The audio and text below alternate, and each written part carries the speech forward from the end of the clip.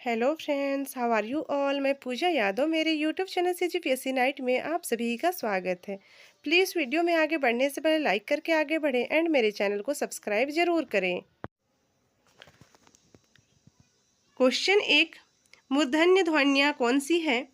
Option A च वर्ग, option B ट वर्ग, ऑप्शन सी त वर्ग, ऑप्शन डी प वर्ग। चलिए देखते हैं सही उत्तर क्या है। ऑप्शन बी सही है। भाषा की सबसे छोटी इकाई ध्वनि है। जब हम मुख के भीतर की छत को अगले भाग से उच्चारण करते हैं उसे मूर्धन्य ध्वनियाँ कहते हैं। ट वर्ग मूर्धन्य ध्वनियाँ हैं। चलिए नेक्स्ट क्वेश्चन देखते हैं। क्वेश्चन में पूछा गया है निम्न में से कौन सा वर्ण अघोष व्यंजन है? पूछा गया है अघोष व्यंजन। ऑप्शन ए ग, ऑप्शन बी झ, ऑप्शन सी च, ऑप्शन डी भ। चलिए सही उत्तर देखते हैं। ऑप्शन सी सही है। घोष का अर्थ है स्वर तंत्रियों में श्वास का कंपन।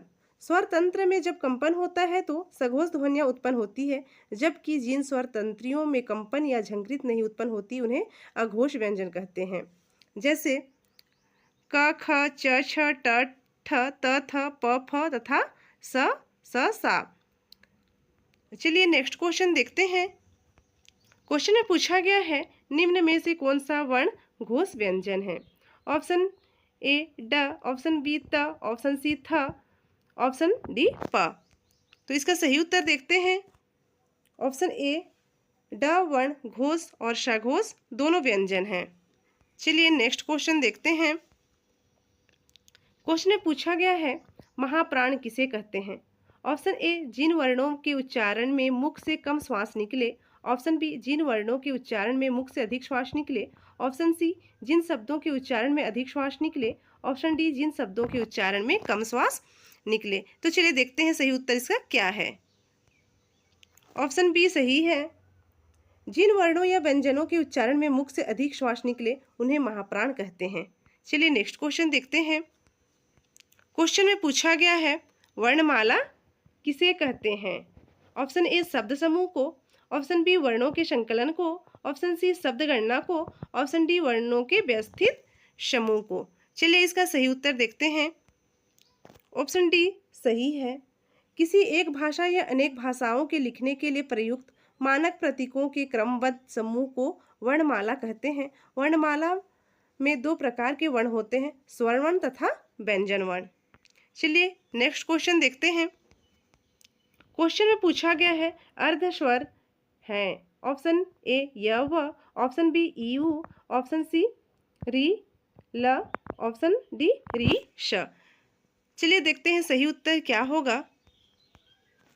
ऑप्शन ए सही है। य र ल व परंपरागत शब्दावली में अर्धस्वर के अंतर्गत आते हैं। यह विशुद्ध अर्धस्वर है जबकि वह वस्तुतः घोष व्यंजन है। चलिए नेक्स्ट क्वेश्चन देखते हैं। क्वेश्चन में पूछा गया है ट वर्ग की ध्वनियों का उच्चारण स्थान है। ऑप्शन ए तालक्य, ऑप्शन बी नासिक्य, ऑप्शन सी मूर्धन्य, ऑप्शन डी दंत। तो चलिए देखते हैं इसका सही उत्तर क्या होगा। ऑप्शन सी सही है। मूर्धा और जीभ को स्पर्श करने वाले वर्ण मूर्धन्य वर्ण कहलाते हैं। जैसे री, ट वर्ग, र, श। ट वर्ग की ध्वनियों का उच्चारण स्थान मूर्धन्य है। चलिए नेक्स्ट क्वेश्चन देखते हैं। त वर्ग के वर्णों का उच्चारण स्थान है। ऑप्शन ए तालक्य, ऑप्शन बी दत्य, ऑप्शन सी ओष्ठ्य, ऑप्शन डी नासिका। तो चलिए इसका सही उत्तर देखते हैं क्या होगा। ऑप्शन बी सही है। चलिए नेक्स्ट क्वेश्चन देखते हैं। भाषा की मूल इकाई क्या है? ऑप्शन ए अक्षर, ऑप्शन बी ध्वनि, ऑप्शन सी संकेत, ऑप्शन डी वर्णमाला। तो चलिए देखते हैं इसका सही उत्तर क्या होगा। ऑप्शन बी सही है। भाषा की सबसे छोटी इकाई ध्वनि है। भाषा की सार्थक इकाई वाक्य है। चलिए नेक्स्ट क्वेश्चन देखते हैं। च वर्ग के वर्णों का उच्चारण स्थान है। ऑप्शन ए तालव्य, ऑप्शन बी दत्य, ऑप्शन सी कंठ्य, ऑप्शन डी नासिक। चलिए इसका सही उत्तर देखते हैं क्या होगा। ऑप्शन बी सही है। जिन वर्णों या व्यंजनों के उच्चारण में मुख से अधिक श्वास निकले उन्हें महाप्राण कहते हैं। चलिए नेक्स्ट क्वेश्चन देखते हैं। क्वेश्चन में पूछा गया है हलंत युक्त व्यंजन तब लिखा जाता है जब ऑप्शन ए व्यंजन में आ की मात्रा होती है, ऑप्शन बी व्यंजन में अ की मात्रा नहीं होती, ऑप्शन सी हलंत युक्त व्यंजन संस्कृत भाषा का है, ऑप्शन डी हलंत युक्त व्यंजन अपने मूल रूप में नहीं होता है। चलिए इसका सही उत्तर देखते हैं क्या होगा। ऑप्शन बी सही है। हलंत युक्त व्यंजन बली कमल है जब व्यंजन में अ की मात्रा नहीं होगी। चलिए नेक्स्ट क्वेश्चन देखते हैं। क्वेश्चन में पूछा गया है हिंदी में व्यंजन वर्णों की संख्या कितनी है। Option A 24, option B 33, option C 35, option D 36। तो चलिए इसका सही उत्तर देखते हैं क्या होगा। ऑप्शन बी सही है। स्वरों की सहायता से बोले जाने वाले वर्ण व्यंजन कहलाते हैं। क्या कहलाते हैं? स्वरों की सहायता से बोले जाने वाले वर्ण व्यंजन कहलाते हैं। परंपरागत रूप से व्यंजनों की संख्या 33 मानी जाती है। व्यंजन के 4 भेद होते हैं। कौन कौन से? स्पर्श, स्पर्श, स्पर्श संघर्षी, अंतस्थ व्यंजन, ऊष्म व्यंजन। याद रखेंगे व्यंजन के 4 भेद होते हैं। कौन कौन से? स्पर्श, स्पर्श संघर्षी, अंतस्थ व्यंजन और ऊष्म व्यंजन। चलिए नेक्स्ट क्वेश्चन देखते हैं। ढ का उच्चारण स्थान है। ऑप्शन ए कंठ, ऑप्शन बी तालु, ऑप्शन सी मूर्धा, ऑप्शन डी दंत। तो चलिए इसका सही उत्तर देखते हैं क्या होगा। ऑप्शन सी सही है। मूर्धा सूत्र के अनुसार समष्ट वर्ग का उच्चारण स्थान मूर्धा होगा। चलिए नेक्स्ट क्वेश्चन देखते हैं। क्वेश्चन में पूछा गया है न वर्ण का उच्चारण स्थान कौन सा है। ऑप्शन ए मूर्धा, ऑप्शन बी दंत, ऑप्शन सी नासिका, ऑप्शन डी दंत और नासिका। तो चलिए इसका सही उत्तर देखते हैं क्या होगा। ऑप्शन डी सही है। मुख के जिस भाग से जिस अक्षर का उच्चारण होता है उसे उस अक्षर का स्थान कहते हैं। चलिए नेक्स्ट क्वेश्चन देखते हैं। क्वेश्चन में पूछा गया है स ध्वनि का उच्चारण स्थान क्या है। ऑप्शन ए दंत, ऑप्शन बी मूर्धा, ऑप्शन सी तालु, ऑप्शन डी देतालु। चलिए इसका सही उत्तर देखते हैं क्या होगा। Option C is right answer. स ध्वनि का उच्चारण तालु से किया जाता है। कहाँ से किया जाता है? स ध्वनि का उच्चारण तालु से किया जाता है। तो चलिए नेक्स्ट क्वेश्चन देखते हैं। क्वेश्चन में क्या पूछा गया है, इनमें से कौन सी अल्प प्राण ध्वनियां हैं। ऑप्शन ए ट थ फ फ, ऑप्शन बी खा जा पा फा, ऑप्शन सी ज च द ई, ऑप्शन डी दिया है इनमें से कोई नहीं। तो चलिए सही उत्तर देखते हैं इसका क्या होगा। ऑप्शन सी सही है। ज च ट ड अल्प प्राण हैं। चलिए नेक्स्ट क्वेश्चन देखते हैं। क्वेश्चन में पूछा गया है य र ल व निम्नलिखित में से किस वर्ग के व्यंजन हैं।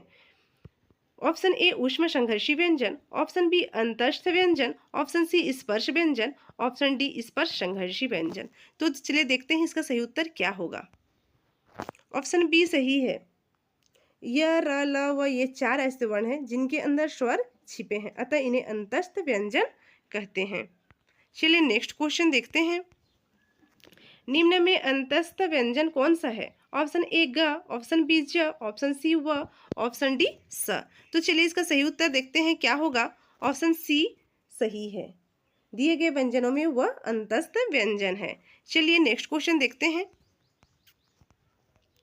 क्वेश्चन में पूछा गया है अर्धवृत्त स्वर है।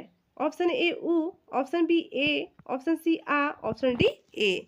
तो चलिए देखते हैं इसका सही उत्तर क्या होगा। ऑप्शन बी सही है।